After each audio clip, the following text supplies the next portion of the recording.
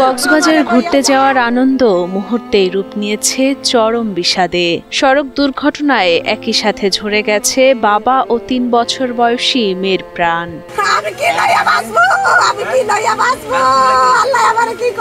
মর্মান্তিক এ দুর্ঘটনাটি ঘটে চট্টগ্রামের মিরসরাই উপজেলার ঠাকুরদিঘি এলাকায়। নিহতরা হলেন গোলাম সরোয়ার ও তার ৩ বছরের শিশু মুস্কান।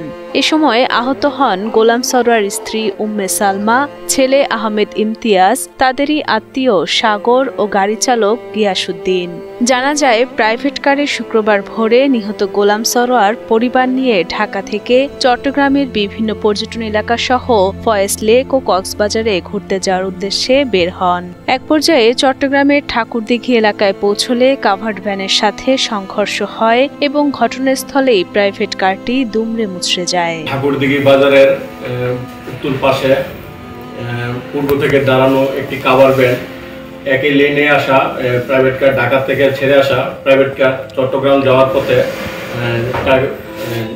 গাড়ির চালক গাড়ির পিছনে এসে ধাক্কা দেয়। ধাক্কা দিলে ঘটনাস্থলে গোলাম সরোয়ার নামে একজন লোক ঘটনাস্থলে মারা যায় এবং তার 3 বছরের শিশুকন্যা মারা যায়। প্রাইভেট কারে থাকা আরও 4 জন গুরুতর আহত হয়। আহতদেরকে প্রাথমিক চিকিৎসা শেষে তাদের চিরাং মেডিকেলে রেফার করা হয়।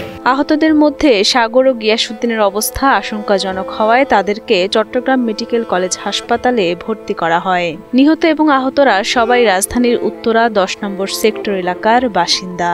জোরারগঞ্জ হাইওয়ে থানার উপপরিদর্শক বোরহানউদ্দিন জানান, দুর্ঘটনায় কবলিত গাড়িগুলো উদ্ধার করে পুলিশ হেফাজতে নেওয়া হয়েছে।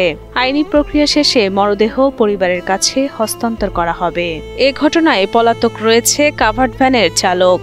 এই বিষয়ে আইনগত ব্যবস্থা প্রক্রিয়াধীন আছে। গাড়ি 2টা আটক আছে, কাভার্ড ভ্যানের চালক পলাতক রয়ে আছে।